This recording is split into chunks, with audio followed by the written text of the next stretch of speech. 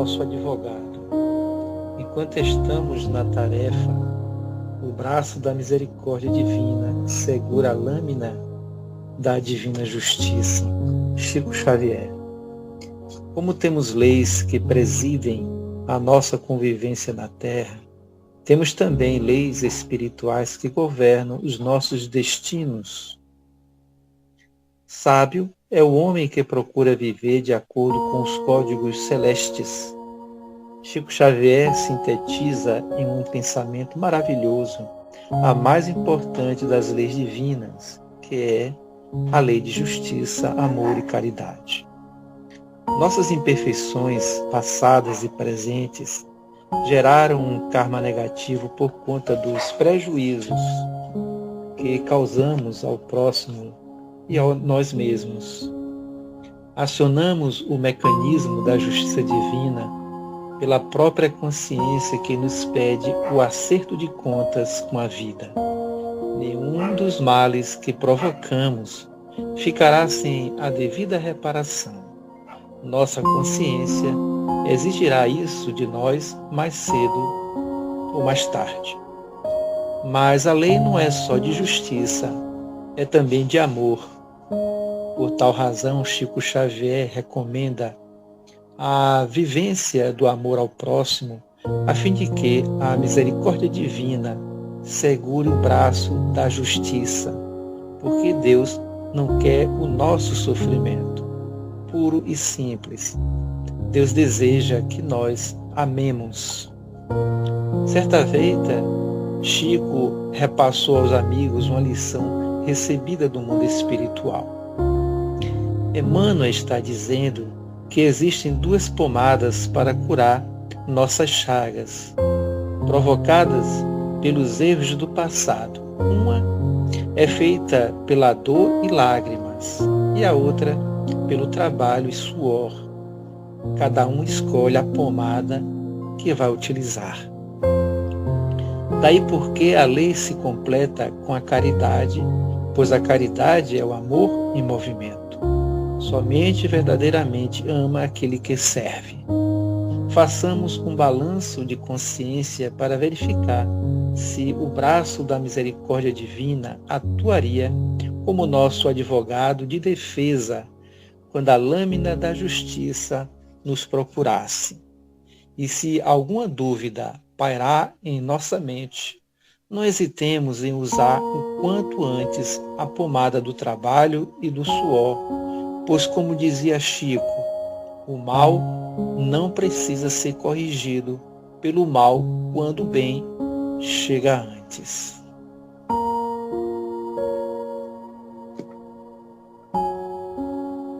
Vamos lá. Apresentando-me rapidamente, eu sou Vitor Hugo, eu tenho 25 anos, sou natural de Carmo do Paranaíba, cidade que eu resido atualmente. Faço parte do Grupo Espírita Francisco de Assis aqui.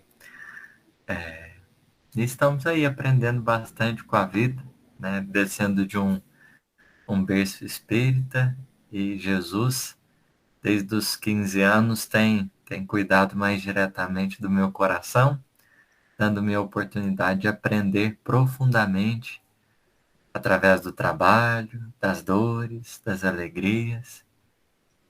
E me sinto feliz de poder estar aqui com vocês nessa noite para a gente prosear, falar um pouquinho do Evangelho. Ok, Vitor. É um prazer também receber você. E vamos dar entrada ao nosso trabalho. Eu vou começar fazendo uma oração, depois entrego a você para você refletir sua palestra, que seja iluminado pelos bons espíritos. E depois da palestra, se alguém quiser fazer perguntas, quiser acrescentar alguma coisa no texto, entendeu? Aí fica livre para cada um se expressar. Então, eu vou fazer hoje uma prece sobre a saúde, que Deus nos ilumine com essas palavras, né? Que seja bem-vinda. Então, vou começar a nossa prece. Senhor, venho a Ti em oração pedir que me dê saúde. Sara meu corpo, meu coração, meus ossos. Sara meus órgãos e estabelece as suas funções. Tenho certeza, meu Deus, que desejas que eu tenha uma saúde perfeita. Por isso creio que ouvirás as minhas orações. Renova as minhas forças, rejuvenesces e restaura a minha vida. Dei-me, ó Deus, saúde mental, relaxando-me e confortando-me. Sara as minhas enfermidades, alergias, problemas congênitos e hereditários. Confiando em Ti, Senhor, me sinto curado a partir de hoje e a cada dia que terei mais saúde. Que assim seja, que essa oração seja para todos nós, tanto presente como ausente. Então, Vitor, a palavra é tua. Vamos lá.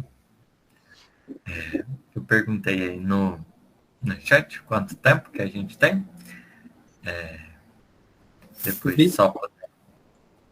Vitor, a gente tem aí uns 45 minutos, né? Porque agora é 19h53, mais ou menos 50 minutos aí temos aí. Tá bom. Perfeito. Eu vou compartilhar aqui o trecho do Evangelho que a gente vai conversar hoje, para que todo mundo tenha condições de visualizá-lo. Vamos lá. É isso daqui, não é? Beneficência exclusiva. Item 20 do capítulo 13 do Evangelho segundo o Espiritismo. É uma resposta de São Luís a um questionamento de Kardec. Kardec quer saber o seguinte: é acertada a beneficência quando praticada exclusivamente entre pessoas da mesma opinião, da mesma crença ou do mesmo partido? Então, no finalzinho do capítulo, em que Kardec debate a respeito do valor do bem, né, das suas múltiplas experiências e possibilidades, a gente tem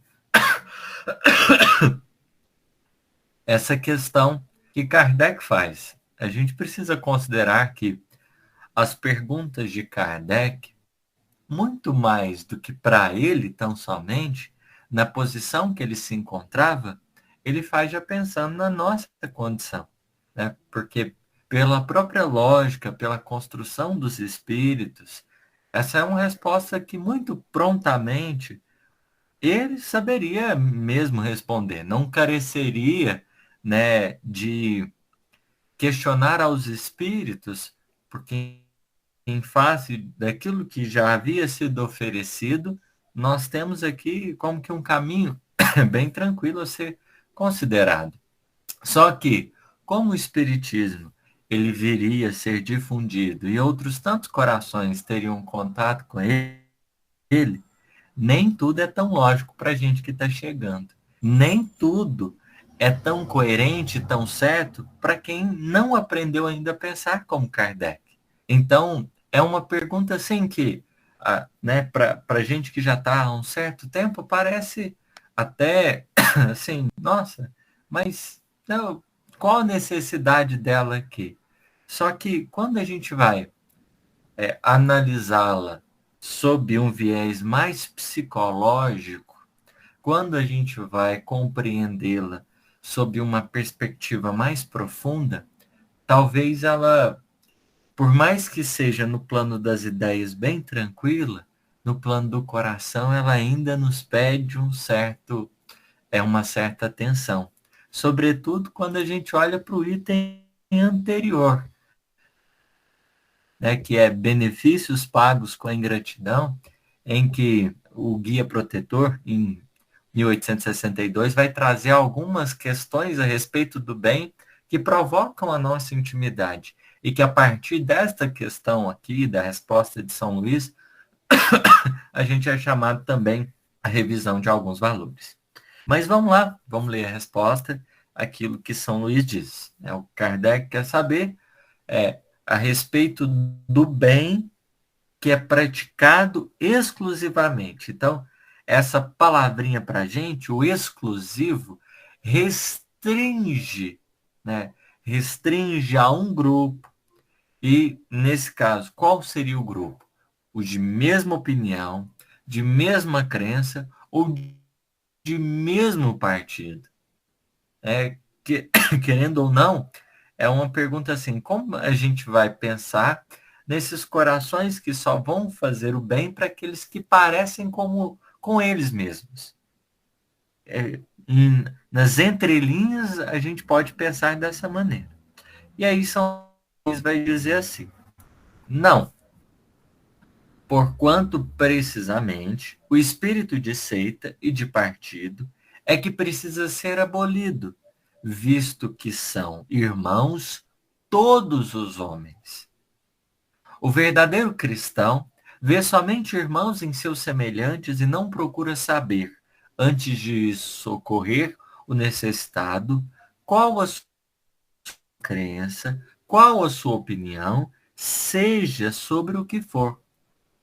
Obedeceria o cristão, porventura, ao preceito de Jesus Cristo, segundo o qual devemos amar os nossos inimigos, se repelisse o infeliz por professar uma crença diferente da sua? Socorra-o, portanto, sem lhe pedir contas à consciência, pois se for o inimigo da religião, esse será um meio de conseguir que ele a ame, repelindo, faria que a odiasse. Pois bem, então aqui está a resposta, né, do São Luís para a questão proposta por Allan Kardec.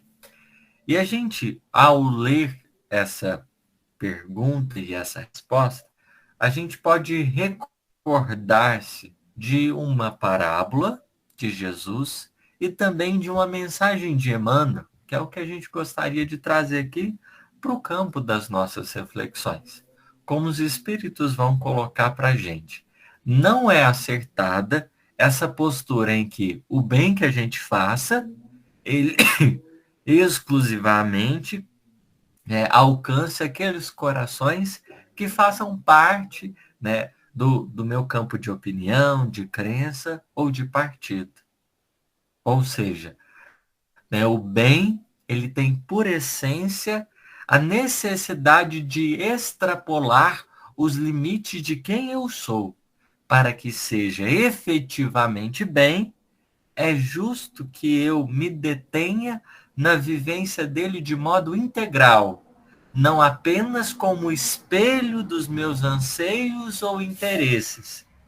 Porque no fundo, querer o melhor só para quem pensa como eu, para quem tem a mesma religião ou para quem tem o mesmo viés político, é no fundo, a gente sustentar determinados interesses, como os espíritos vão colocar para a gente, na questão 895 de O Livro dos Espíritos, uma das marcas ainda da nossa inferioridade, do nosso atraso, é a gente movimentar-se pelo interesse pessoal. Ou seja, eu posso ter uma virtude que os outros vão notar, falar, nossa, mas pessoa tal, ela é tão sorridente, tão generosa, mas se tudo que ela faz é movido por interesse, conforme os espíritos vão dizer, cedo ou tarde ela se denuncia, porque ela pode estar tratando generosamente, pode estar se dispondo com amor a cuidar tão somente das pessoas que ela considera dignas. E aqueles que não, naturalmente vai existir uma contradição. Essa pergunta, essa questão, né, pelos momentos que a gente viveu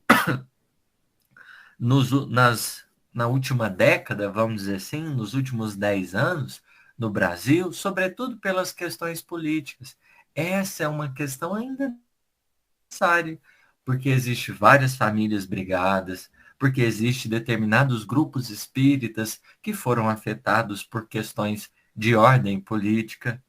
Então a gente precisa trazer essa mensagem reconhecendo a atualidade dela, porque não é simplesmente sobre 1860, ao que São Luís diz. É sobre aquilo que a gente hoje tem tido necessidade de revisar, porque às vezes a gente rompeu determinados vínculos por causa disso, né?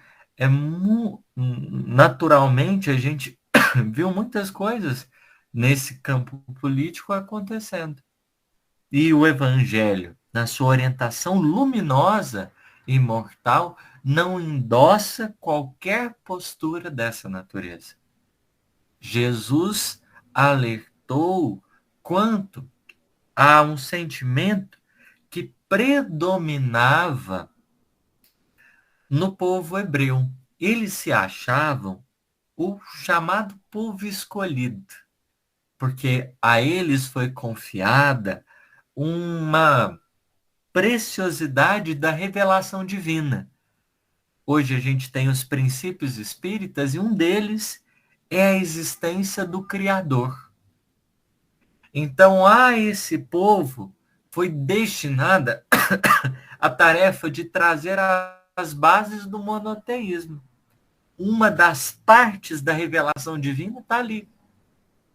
Só que, com essa designação espiritual, eles acabaram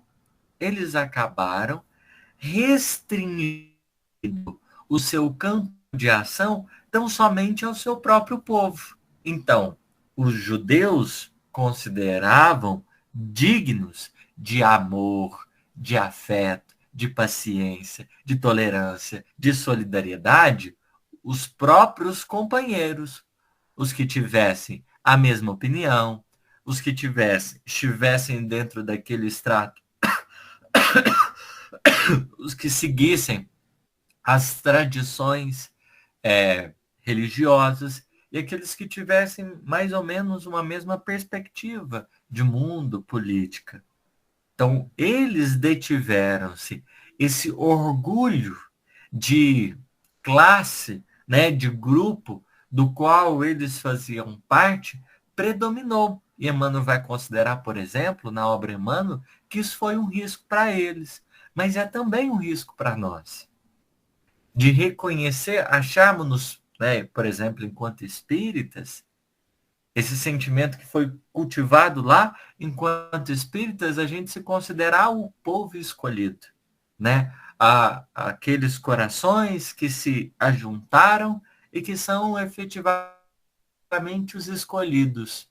Porque a grande questão, né, de receber a revelação é que há um investimento maior dos céus para que a gente entenda a oportunidade de conhecer, de compreender, o nosso coração sirva um pouco mais.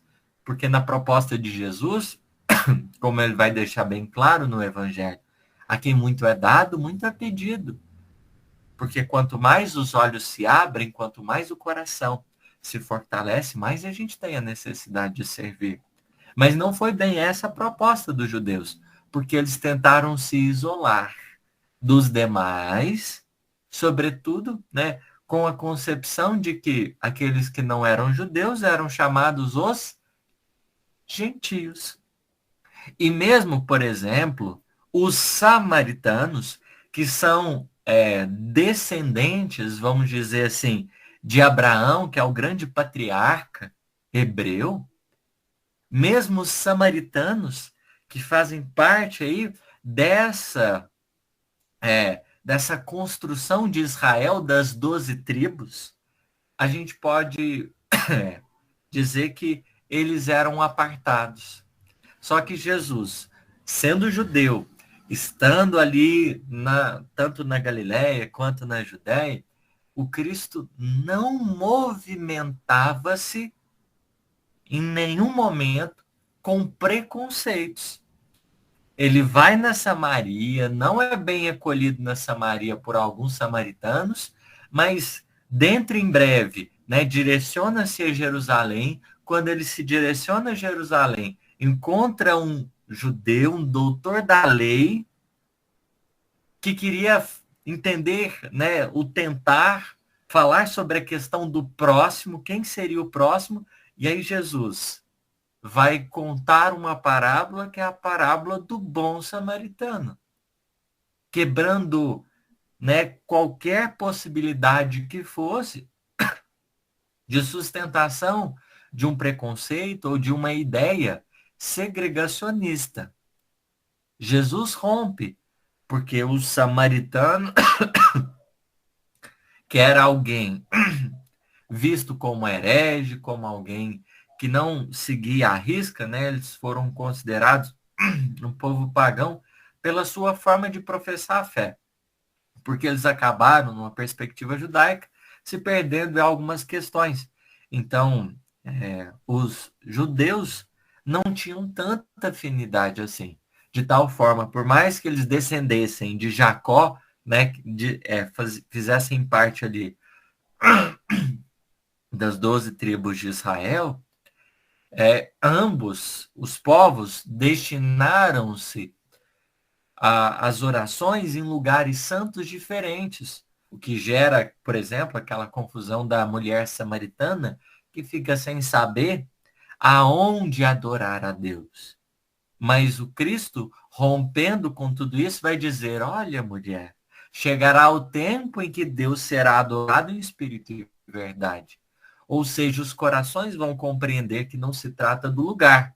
Não é a questão de povo, de tradição ou cultura. A nossa veiculação com o Criador se dá no plano da alma, dos sentimentos que a gente carrega, da proposta que a gente abraça.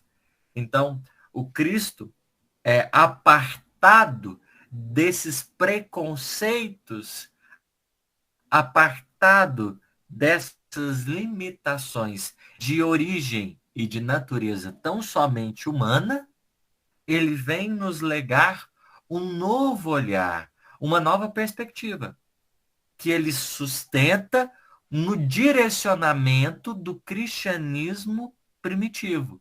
Quando mesmo desencarnado, ele cuida especialmente dos discípulos para que eles compreendessem que a tarefa dele seria de acolher a todos, indistintamente. Tal é a experiência que, por exemplo, nós vamos em Pedro, em Atos dos Apóstolos, quando ele é chamado por um centurião romano a se fazer presente na casa dele. Esse centurião tinha um bom coração, era uma pessoa justa, apesar de socialmente ser discriminado. Tal como aconteceu a Zaqueu, e os discípulos ficaram também incomodados quando na presença de Jesus encarnado. Porque pela posição política e social de Zaqueu, ele era totalmente odiado. E fazer algum bem, estar na casa dele, era motivo até para os discípulos de um escândalo. Só que o Simão Pedro, tempos depois, vai ser orientado espiritualmente a compreender aquilo que Deus fez. É santo, é digno, independente das formas das manifestações. É interessante nós avaliarmos nesse particular que o Evangelho, nas suas bases, desde Simão Pedro, que vai ser trabalhado para que ele acolhesse judeus e gentios, ou seja, a humanidade como um todo, que ele não se detivesse na ideia de pureza e impureza, tanto quanto o próprio Saulo de Tarso, que vai ser buscado por Jesus particularmente porque antes ele só praticava beneficência exclusiva. Para ele, o bem só poderia chegar àqueles que se ativessem às tradições judaicas. Mas ele mesmo, em reavendo seus conceitos, vai começar a falar da liberdade religiosa, da liberdade de crença, de partido, de opinião, e vai mostrar que o grande necessidade que a gente tem, ao invés de, né, ser aquele que segrega, é de reunir os corações em torno de um ideal maior, compreendendo que a existência na matéria e as suas múltiplas formas nada mais são acessórios para o espírito em trânsito no planeta. Não representam em nenhum momento condição perpétua. Apesar de que não é tão fácil assim a gente desveicular-se desses preconceitos mesmo com a desencarnação. Porque muitos espíritos encarnam, mas não necessariamente se desconectam daquelas formas humanas. A gente pode pensar, né, não simplesmente em André Luiz, mas em todos, né, nós que ao retornarmos, ainda a gente mantém, né, na nossa identidade aqueles aspectos tão somente humanos, como a querer, né, com isso, nos dizermos nessa ou naquela condição. Só que a desencarnação, ela também traz um convite da experiência da morte, porque é preciso que morra, talvez, né, essa concepção de títulos humanos, de posições humanas, a gente precisa entender, olha, o fato do corpo descer ao túmulo não é simplesmente o desvestir da veste biológica, mas é também, a partir desse momento, vai devolver ao mundo tudo aquilo que momentaneamente nos foi emprestado para a construção de nós mesmos. Dos valores imperecíveis, inalienáveis, que extrapolam qualquer que seja a aparência. O Espiritismo, por exemplo, na sua divina missão de esclarecimento, ele vem trazer aos nossos corações uma nova concepção de cidadania, porque ele nos mostra a bem verdade, que somos nós, cidadãos da pátria divina. Somos nós, cidadãos do universo. Isso quer dizer que todas as nossas concepções e ideias que restringem-se a um lugar, a um partido, a uma crença, elas são limitadas. Porque toda essa roupagem humana de grupos, de bolhas, elas representam marcos transitórios, apenas medidas transitórias, movimentos transitórios. Porque no ideal da lei divina, não é uma crença A ou B, C ou D, que se distingue como a melhor, ou como a mais importante. A bem-verdade, o fundamental, né? Como Emmanuel vai dizer, por exemplo, no prefácio do Fonte Viva, ele vai considerar que Jesus, por exemplo, é o fundador da religião cósmica do amor. Ele não é o fundador do cristianismo, ele é o fundador de uma religião cósmica, porque ele traz-nos uma concepção nova de vida. Ele traz-nos uma concepção nova de caminhar.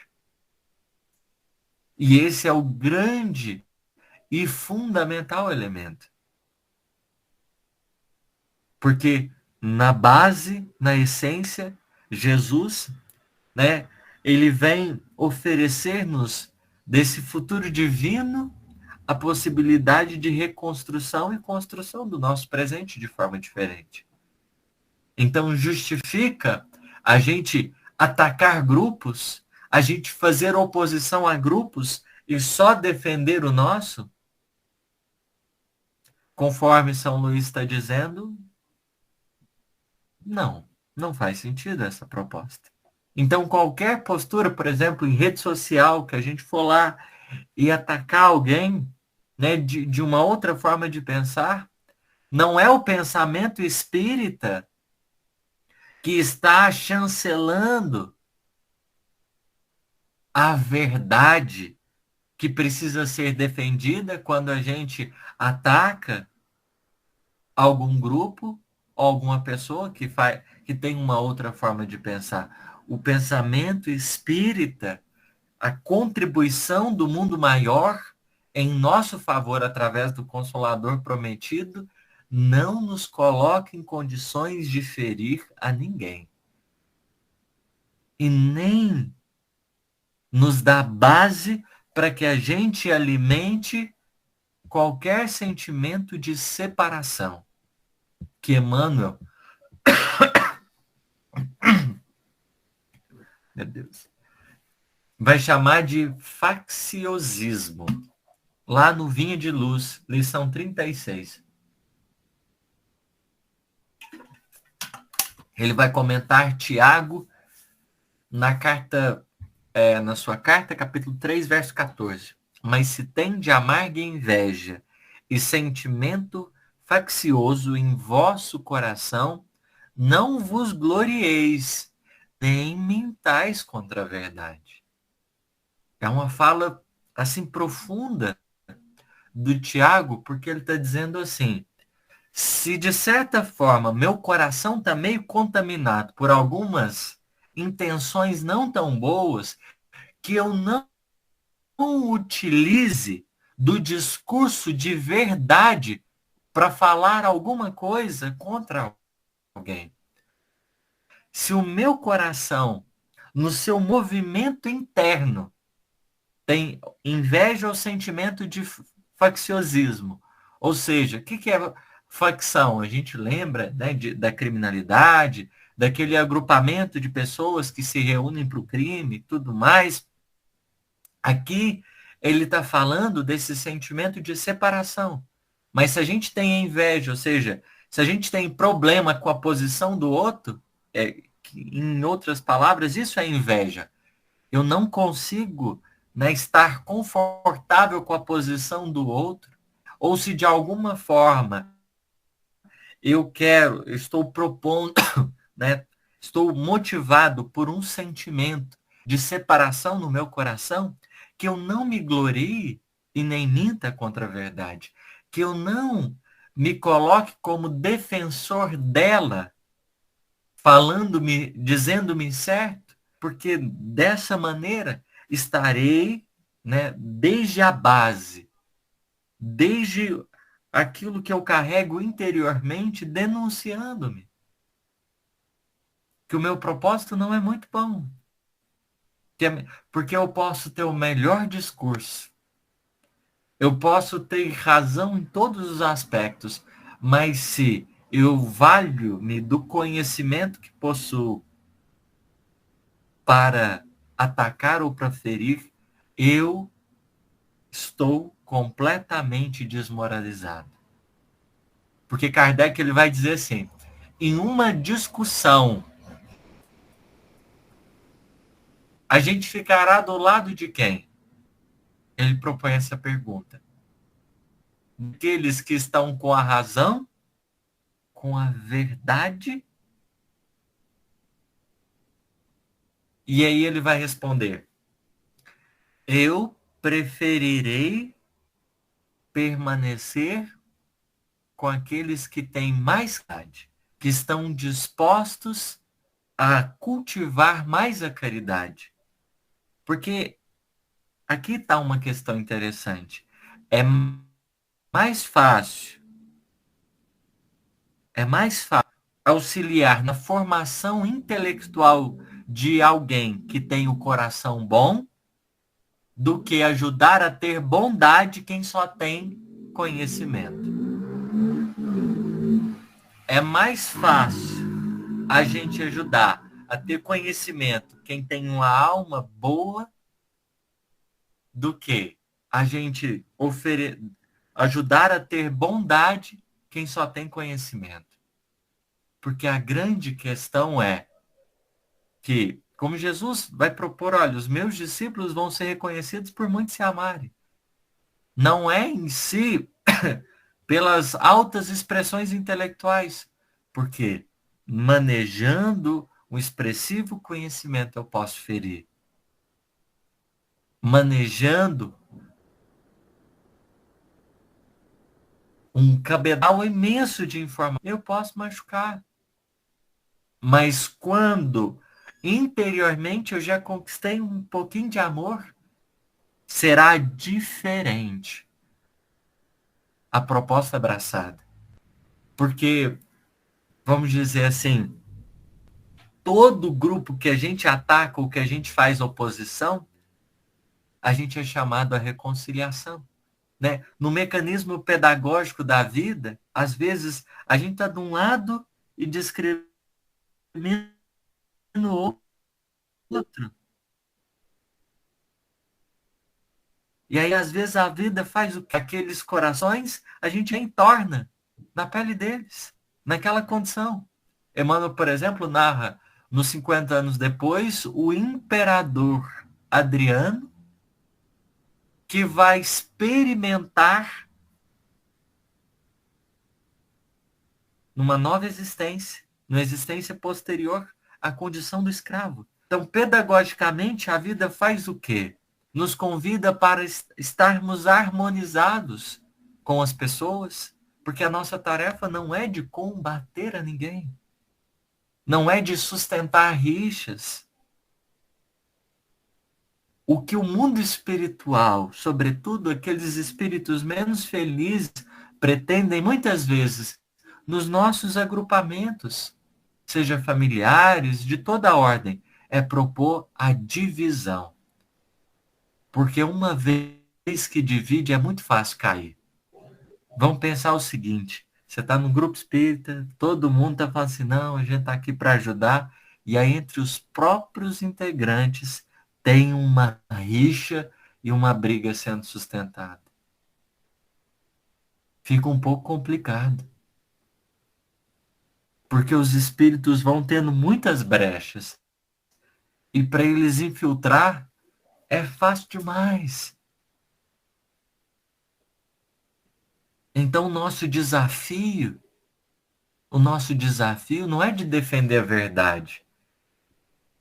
É o que Paulo vai dizer quando ele coloca assim, procurando guardar a unidade através dos vínculos de paz.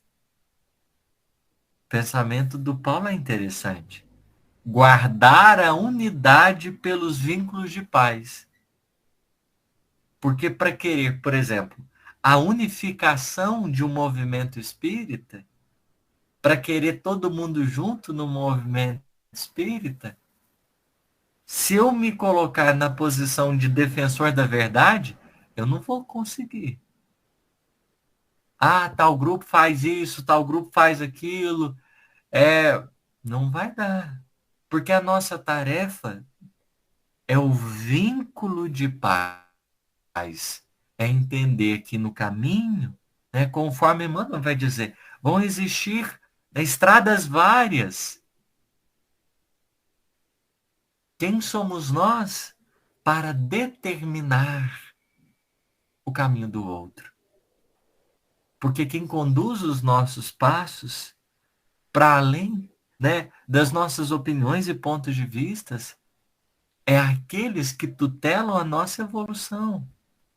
Quem ama, porque eles terão condições muito melhores.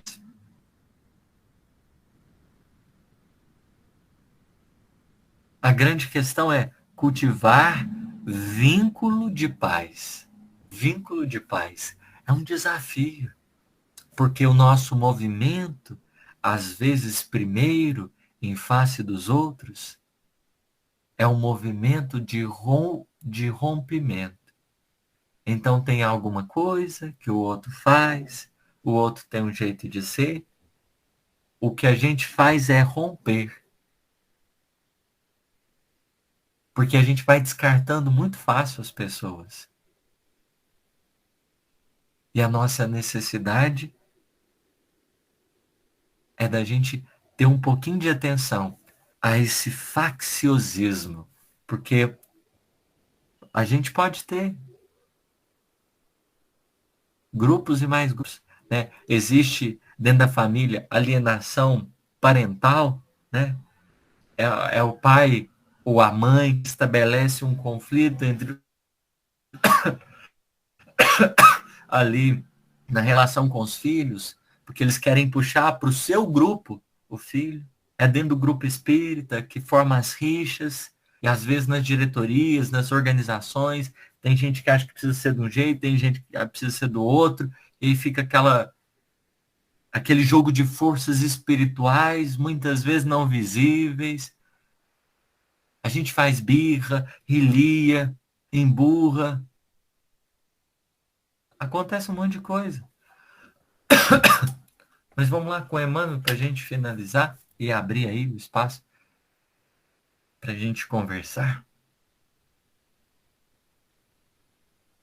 Toda escola religiosa apresenta valores inconfundíveis ao homem de boa vontade.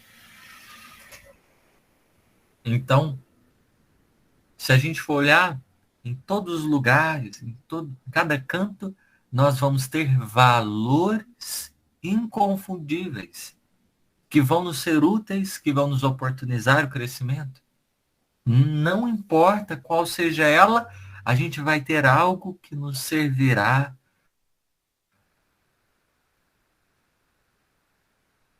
Não obstante os abusos do sacerdócio, a exploração inferior do elemento humano e as fantasias do culto exterior, o coração sincero beneficiar-se-á amplamente na fonte da fé, iluminando-se para encontrar a consciência divina em si mesmo.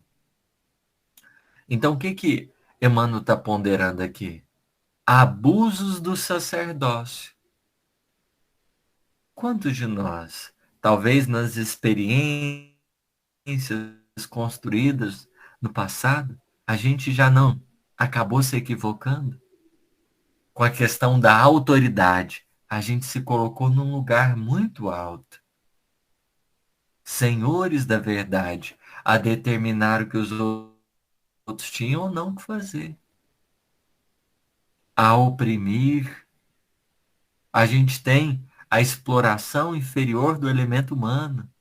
As pessoas que eram para ser o objeto de cuidado e de carinho, elas se tornaram esquecidas. E os mais pequeninos, os chamados filhos do Calvário, por exemplo, não foram atendidos por causa que a gente estava mais preocupado conosco mesmo do que em servir a proposta do bem que a gente abraçou. E ainda as fantasias do culto exterior. Então a gente se apegou à vaidade, à crueldade ou à indiferença e ainda à exterioridade. Porque aparentemente a gente era os melhores.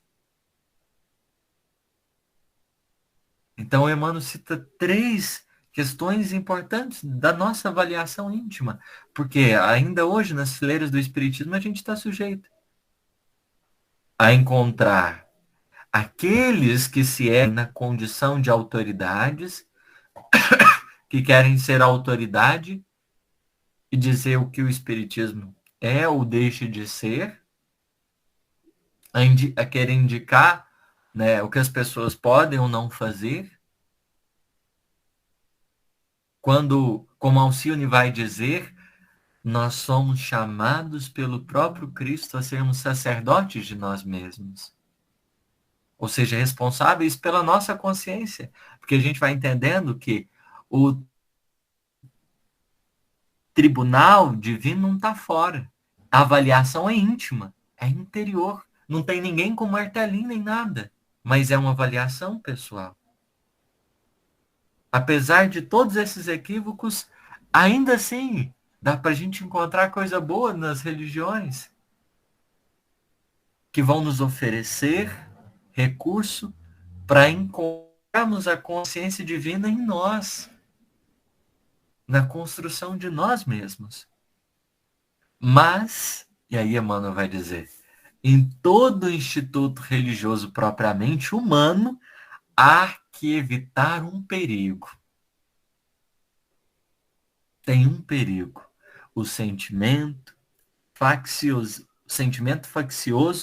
que adia indefinidamente as mais sublimes edificações espirituais. Adia indefinidamente, ou seja, tinha algo tão bom para ser realizado, mas por causa da nossa separação, a gente não quebra as coisas, a gente não acaba com o bem que pode ser feito, mas a gente adia, porque o mundo espiritual tenta trabalhar de outros jeitos, mas a gente coloca obstáculo. A gente pode colocar obstáculo. Católicos, protestantes, espiritistas, todos eles se movimentam ameaçados pelo monstro da separação, como se o pensamento religioso traduzisse fermento de discórdia. Se tudo que a gente aprende, de certa forma, nos conduz a esse caminho, cabe-nos uma revisão. Infelizmente, é muito grande o número de orientadores encarnados que se deixam dominar por suas garras perturbadoras. Então, é uma advertência preciosa. É muito grande. Emmanuel está dizendo assim, olha, acontece nesse ou naquele grupo isoladamente. Não. É algo frequente. Frequente. Querem todos, essa frase eu acho importante, querem todos que Deus lhes pertença, mas não cogitam de pertencer a Deus. Ou seja, a gente quer determinar o que os espíritos muitas vezes vão dizer ou deixar de dizer, mas a gente não está disposto a ouvi-los, sobretudo os superiores que vão nos conduzir, nos instruir a nos fortalecer na vivência do bem. Eu saltei uma frasezinha aí. Espessos obstáculos impedem a visão da maioria. Porque, no fundo, as nossas brigas, as nossas rixas, elas vão impedir que tanta gente que poderia ser alcançado pelo amor tarde na possibilidade de ter contato com um Consolador prometido. E aí, Emmanuel finaliza, e eu também finalizo, que todo aprendiz do Cristo esteja preparado a resistir ao mal. É imprescindível, porém, que compreenda a paternidade divina por herança sagrada de todas as criaturas. Reconhecendo que na casa do Pai, a única diferença entre homens a que se mede pelo esforço nobre de cada. A nossa tarefa nunca é afundar ninguém, é sempre levantar. Se é de direita, se é de esquerda, se é de centro, se é disso, se é umbandista, se é espírita, se é católico, se é protestante, se é heterossexual, se é homo, se é trans, se é bi. Não importa a condição. A herança do Criador foi oferecida a todos. E a gente se distingue pela capacidade de amar, de superar esse sentimento de separação para a gente trabalhar juntos. Esse é o nosso desafio, sobretudo nos momentos atuais. Muito obrigado pela paciência e pela misericórdia de vocês. Ok, Vitor. Essa palestra é muito boa, né? Uma belíssima reflexão. E eu gostei muito porque a palestra ela nos diz que a beneficência é exclusiva, né? Que na verdade a gente não pode ter uma beneficência exclusiva. Não ser só exclusiva do espiritismo nem de outra religião. Ser exclusiva para qualquer outra religião. Para a gente atendermos qualquer pessoa, socorrer, ou qualquer coisa, não depende da religião, depende da nossa boa vontade, né? E o amor ao próximo também. Então, que eu tenho a dizer de sua palestra foi muito boa, uma reflexão magnífica. Você introduziu o assunto muito bom, estendeu, falou de outros exemplos, entendeu? E está aberta aí para o pessoal, se quiser fazer pergunta, complementar o assunto, entendeu? Pergunta que eu tenho para você aqui foi uma pergunta que eu tirei assim de pesquisa, né? Ele pergunta o seguinte: qual a diferença entre benevolência e beneficência? Na sua opinião, né? Não quer dizer que seja do vocabulário. Ué, mas a gente pode pesquisar, né? Porque, de certa forma, beneficência, agora não. Ato prático ou virtude de fazer o bem, de beneficiar o próximo, bem fazer, filantropia. Muita gente liga a beneficência ao bem material que a gente pode produzir e a benevolência ao bem moral que a gente pode realizar. Mas, né, beneficência, ato, prática ou virtude de fazer o bem, de beneficiar o próximo. Agora, benevolência, bondade de ânimo para com alguém ou com algo, complacência.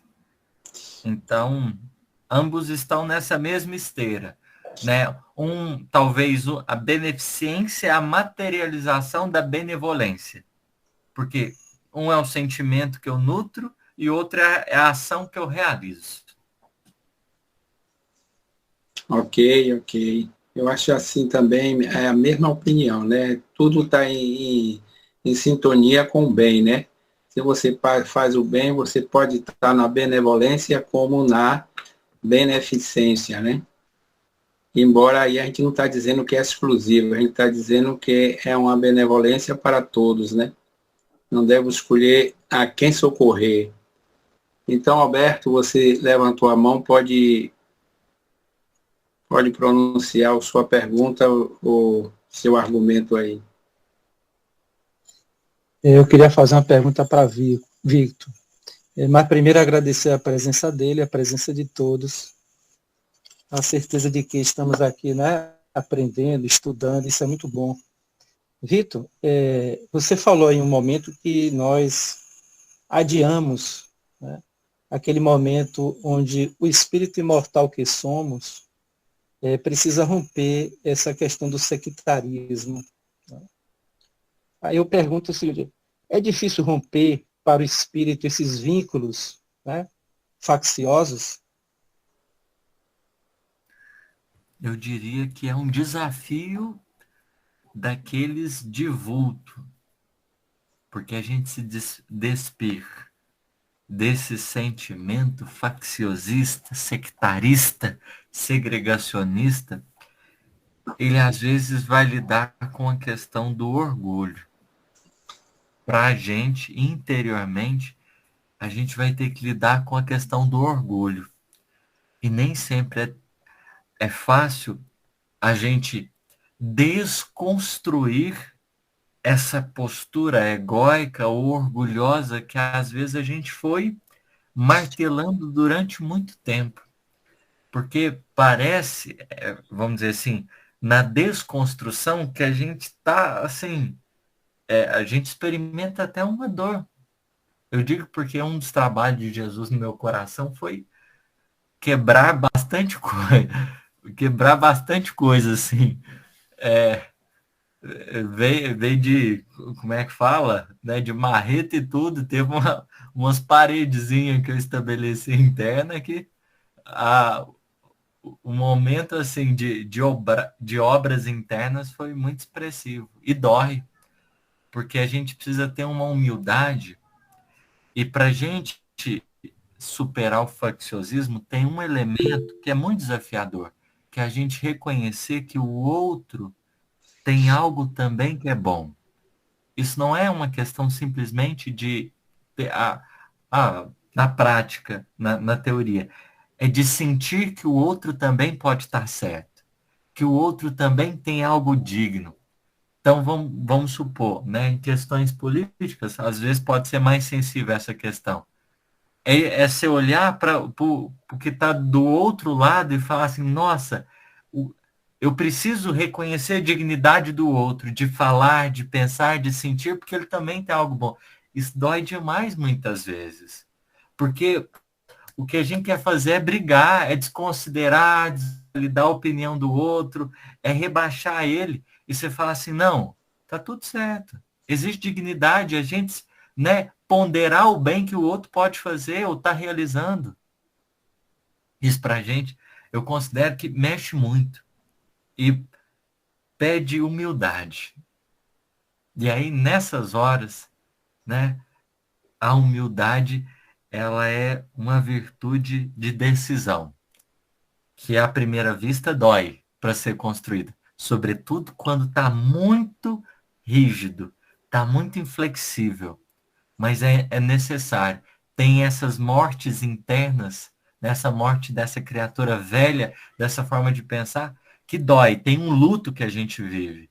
Porque a gente fica pensando, nossa, mas agora eu vou aproximar desse grupo, ou parece que agora eu estou pensando um pouco do jeito do outro. Não, mas na verdade a gente simplesmente quebrando, rompendo isso aí, entendendo que a gente não veio para estabelecer fronteiras. A gente veio para criar essas pontes e fortalecer vínculo.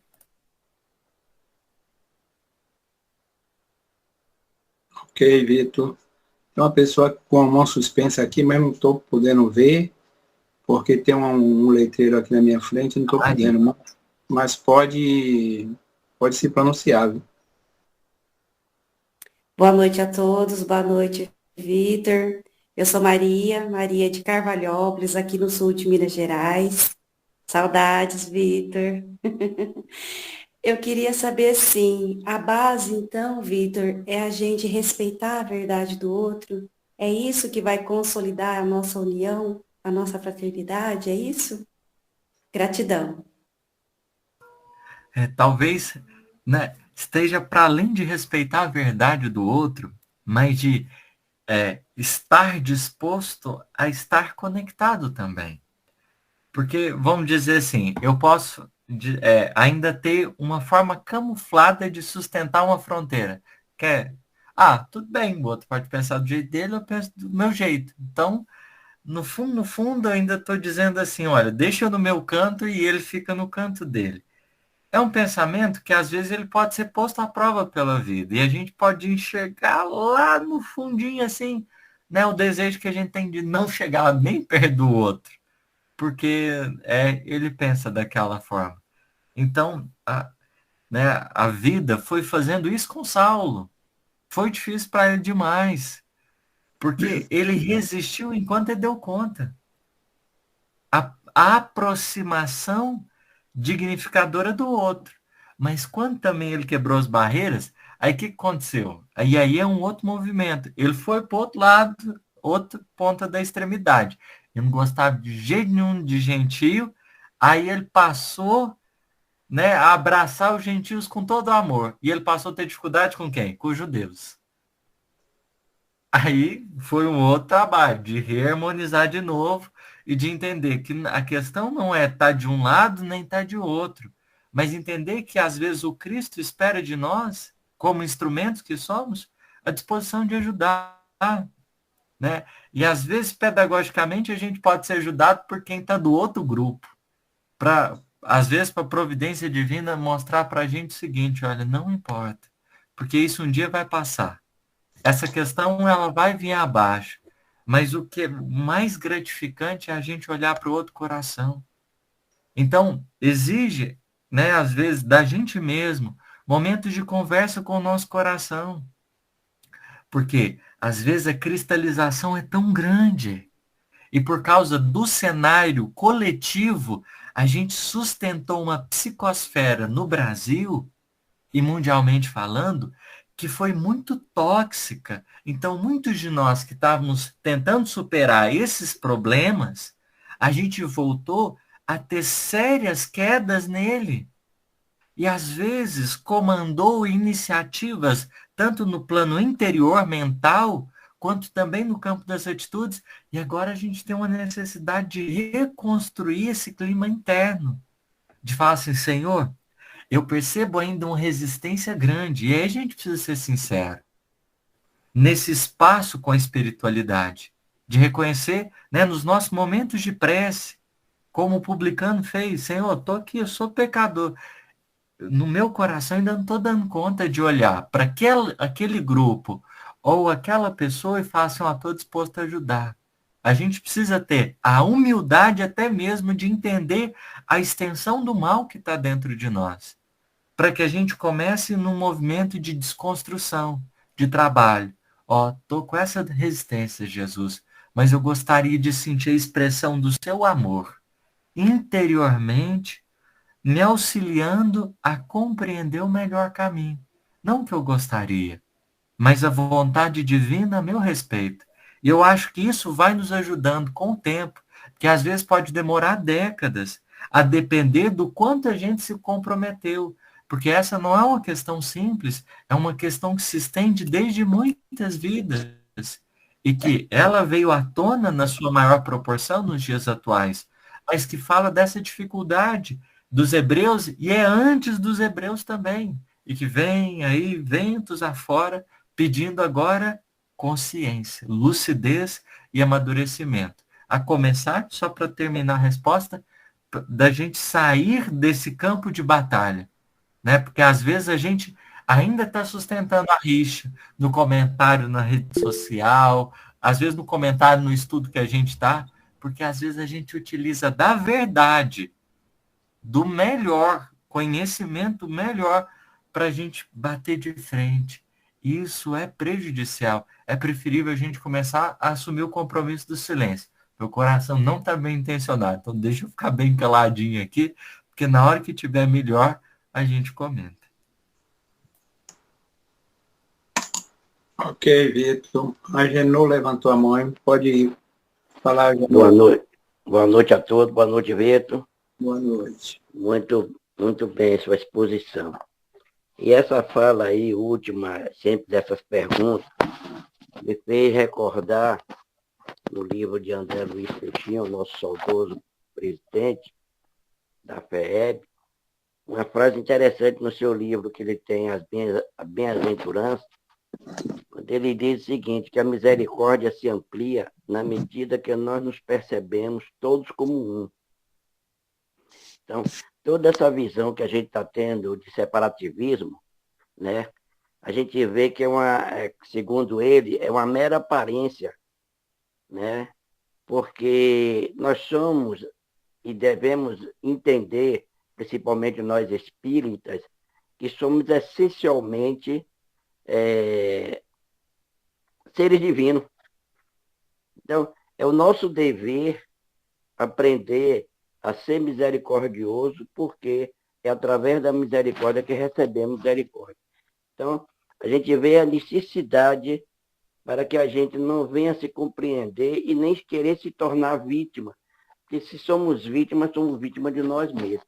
Então, eu só dei esse acréscimo, sem lhe fazer nenhuma pergunta, porque realmente está dentro desse contexto, que nós gostamos muito de ser vítima, mas ser vítima de quem? De nós próprios, por não respeitarmos a lei divina. Então, parabéns pela sua expressão, pelas suas colocações. Só tive para acrescentar. Muito obrigado.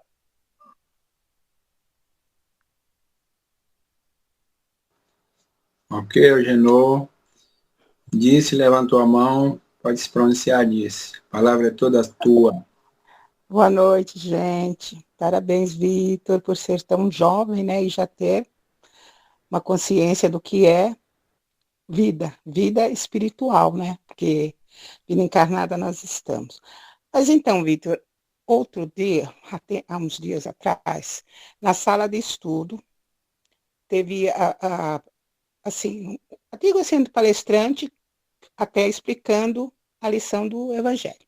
Tudo bem. Aí teve uma pessoa que discordou. Normal termos opiniões diferentes.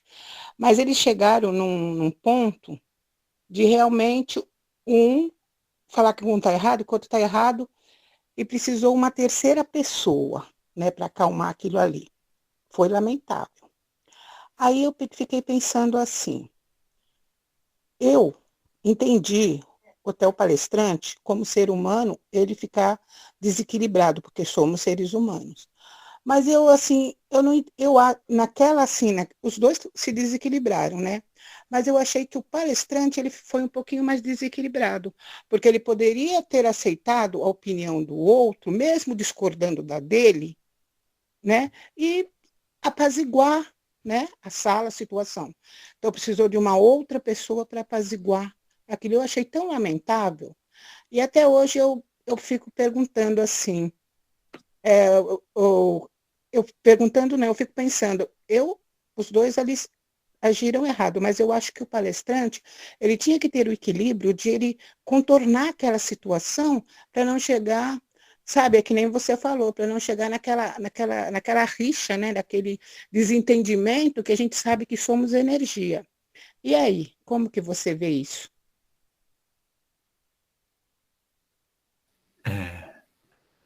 Vou comentar, o Fernando não levantou a mão, não sei se é para falar ou não, mas eu falo rapidinho e traz depois. Não, Vitor, pode falar que depois eu complemento. Tá? Perfeito. Obrigado. Eu considero assim que humanamente falando, né, talvez esse instante atual ele seja às vezes propenso para questões dessa natureza. Enquanto palestrante, enquanto alguém que está partilhando, é claro que o campo das responsabilidades ele aumenta. Ele aumenta. Porque da gente é pedido um pouquinho mais. Porque a gente, enquanto intermediários, o cuidado, a vigilância, a prudência, eles são marcas fundamentais. Emmanuel, ele tem, né, não uma, mas várias mensagens que ele vai comentar, por exemplo, a multiplicação dos pães e dos peixes, e vai falar a respeito do cuidado de Jesus com a multidão, falando também, né, da necessidade que a gente tem de revisar o nosso cuidado com as pessoas que nos ouvem, aqueles que estão de alguma forma nos escutando, porque o Cristo soube ser sensível a elas, né? Elas têm condições diversas quando a gente está falando, né? Muitas coisas podem acontecer.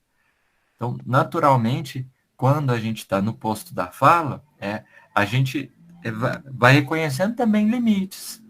Né? Tem coisas que, se avançar, a gente pode gerar acidentes aí, né? Discussões acaloradas e tudo, porque a gente tem uma experiência pessoal, e eu creio assim, acho que todo mundo talvez já passou por momentos de embate, que a gente brigasse mesmo, falasse mais alto, elevasse o tom. São coisas que aconteceu com Simão Pedro, aconteceu com os discípulos de modo geral, né? De elevar o tom, de não ficar muito bem, de ter questões desconfortáveis. Por exemplo, com Paulo de Tarso, ele vai chamar, né, gritar quase que com Simão Pedro, quando Simão Pedro teve uma atitude que foi equivocada no olhar dele. E aí o Simão Pedro ficou em silêncio, né? Ficou em silêncio, porque ele entendeu que qualquer coisa que ele falasse não ia dar muito certo. Então, aqui, enquanto grupo de estudo, qualquer lugar, né? Eu acredito, né, a grande preocupação que a gente deva ter, em acontecendo, às vezes é a gente que está ao redor, tomar cuidado com o sentimento de facção. Porque se duas pessoinhas envolveu no conflito, às vezes pode virar o grupo de fulano de tal, o grupo de fulano de tal. E aí, essa divisão ela é mais ruinosa ainda.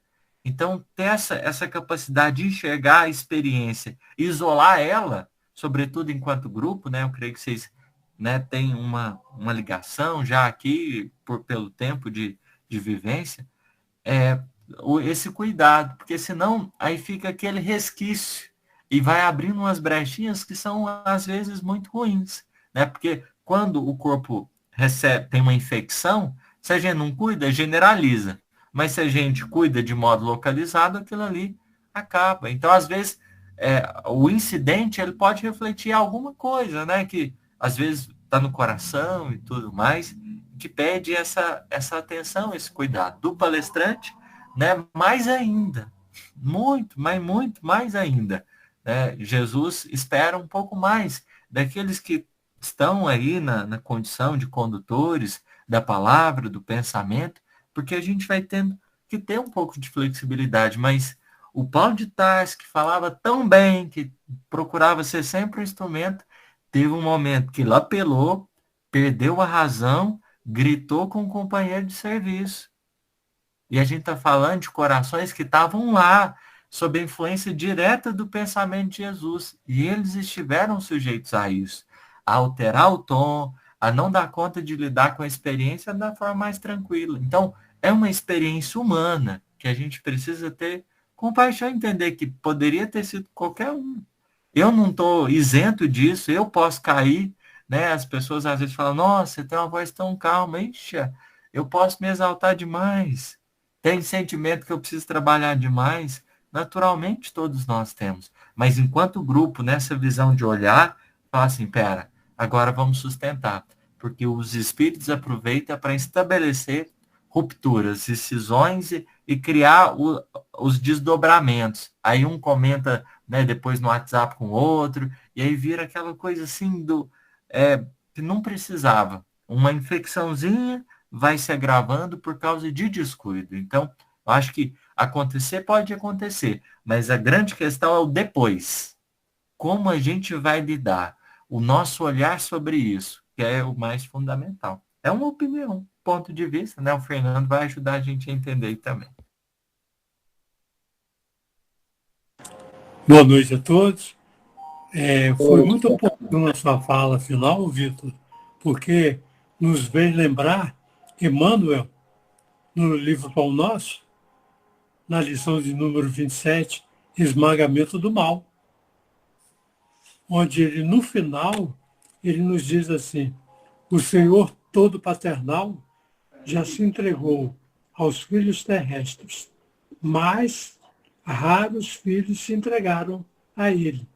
Indispensável, pois, não esquecer que o mal não será eliminado a esmo, e sim debaixo dos pés de cada um de nós. Elementar, né? Então a gente tem que entender essa colocação, entender essa postura, silenciar no momento oportuno e a água vai passar, né? Amanhã é o mesmo rio, mas não é a mesma água. Não é assim?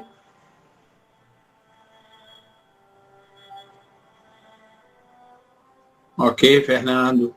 Lourdes suspendeu a mão. Pode pronunciar, Lourdes.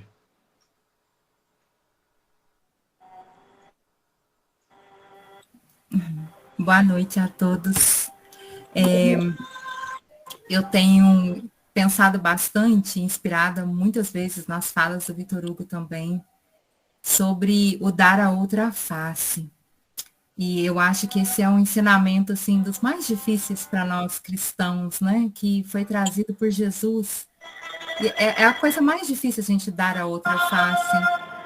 E a gente saber perder também, né? Que eu acho que hoje em dia tem muito a ver, porque tudo é empréstimo e tudo é muito transitório nesse nosso mundo.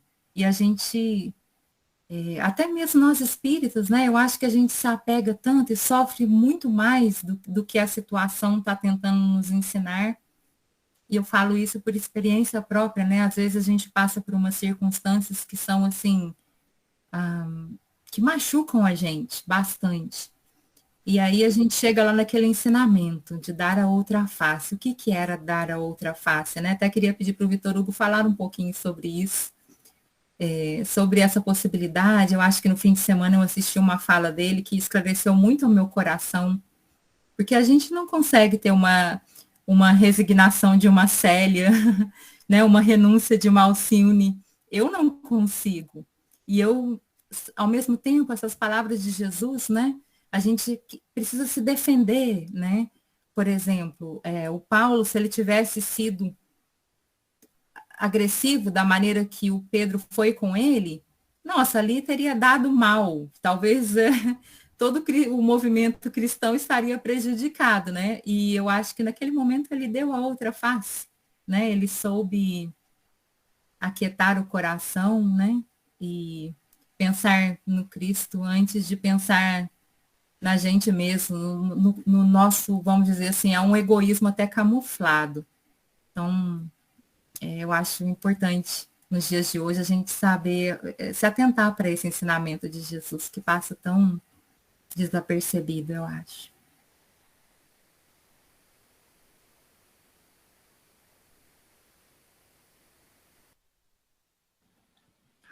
Vou comentar rapidamente, né? Esse episódio do Paulo e do Simão, está lá no Paulo e Estevão, capítulo de número 5, chama Lutas pelo Evangelho. O próprio título já é muito curioso, Lutas pelo Evangelho, né? Assim, porque a gente poderia pensar embate, guerra, pessoas, né, querendo de certa forma, olha, estou tentando defender o Evangelho, só que a grande questão era que os maiores desafios que estavam ali não era de defender o Evangelho enquanto uma bandeira, mas era de encontrar ele no próprio coração. Então, o Paulo ataca o Simão Pedro, e aí o Simão Pedro, ele escuta, o Barnabé que estava do lado, começa a chorar, fala, Paulo, pelo amor de Deus, cala a boca, né? Você não faz um trem desse, olha o tumulto que está causando, né? Aguenta a mão, e o Simão Pedro em silêncio. E a grande questão, por que Simão Pedro fica em silêncio? Primeiro porque ele está rezando, ele não sabia o que fazer, ele não sabia qual postura tomar, porque ele estava sendo acusado de uma coisa que o Paulo não entendia o porquê. O Tiago manda umas cartinhas no Paulo Estevão que gera umas polêmicas, uns trem de doido assim. E aí a gente teve um episódio ali, já estamos encerrando, né? Sei que o pessoal tem que sair. Então, o Pedro não sabe o que fazer e ele fica em silêncio. E no que ele fica em silêncio, ele vai lembrar-se de Jesus no dia da crucificação. Porque Jesus, ele, né, naquele momento, ele responde para ele com a mensagenzinha da cruz. O que é a mensagem da cruz? A mensagem da cruz é a mensagem do silêncio de Jesus. Teve um momento que a humanidade quis falar muito e Jesus silenciou. Não porque ele deixou de responder, porque a gente sempre vai devolver alguma coisa, não tem jeito de não devolver. Então, dar a outra face, a questão é, eu vou devolver alguma coisa. Eu vou devolver uma face, mas qual delas vai ser? Então, naquele momento, Jesus resolveu recolher-se. Então, a gente vê Jesus falando muito pouco. E aí, o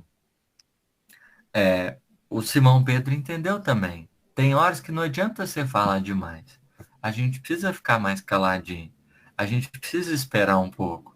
Porque tem coisas que dependem do tempo. E o que depende do tempo não é o falar menos ou falar mais que vai resolver. Então, talvez um grande desafio que a gente tenha, né, atualmente, de compreender que aquilo que precisa do tempo não é o quanto eu vou falar que vai dar conta do recado, mas a capacidade de esperar que vai me colocar em condições de dizer o que é preciso. Porque quando foi depois que Jesus desencarnou e que ele torna, aí ele começa a falar. Mas aí ele fala aos pouquinhos. Ele fala aos pouquinhos. Ok, Vitor. Vitor, estamos em cima do horário, né? Então, gostaríamos que você faça a prece final aí para terminarmos esse trabalho. Bora lá. Vitor, nas suas considerações rápidas, você poderia dizer qual a importância da palestra espírita? Nas considerações finais. Qual a finalidade, a importância da palestra espírita? Olha, a palestra espírita, né? inegavelmente, é um espaço que a gente tem de partilha para a construção do pensamento espírita em nós. A nossa maior necessidade é de estudar. E estudar nada mais do que a abertura para ouvir. Ouvir o livro, ouvir alguém. Então, tendo em vista que todos nós, nessa escalada evolutiva, estamos tentando, cada um alcançou alguma coisa. E no momento que fala, tem a oportunidade de oferecer aquilo que já conquistou. Então, essencialmente, a gente está nas palestras, nos estudos, é um momento de escutar. De escutar e poder, né, acolher na nossa experiência, trazer aquilo de bom que pode nos auxiliar. Porque hoje tem sido difícil ouvir. Hoje tem sido cada vez mais difícil escutar as pessoas. Né? E a gente tirar esse tempinho de qualidade para ouvir o pensamento espírita, né, é fundamental. Vamos orar. Quem se sentir à vontade, quem tiver com o coração disposto, fechamos os olhos. Respiremos um pouco. Eu peço licença para a gente fazer uma singela prece. Mestre querido, nesses minutos, ainda que breves, que o nosso coração está aqui, nós gostaríamos de agradecer pelo encontro. É a partir da partilha, do partir do pão espiritual, da mensagem dos bons espíritos, que a gente tem encontrado nosso rumo e o nosso destino. Se possível, com a bênção do teu coração, ampare esse grupo, os encarnados e desencarnados que dele fazem parte, que as distâncias e as fronteiras não sejam jamais impedimento para que esses objetivos tão santos que os reuniram seja levado a efeito.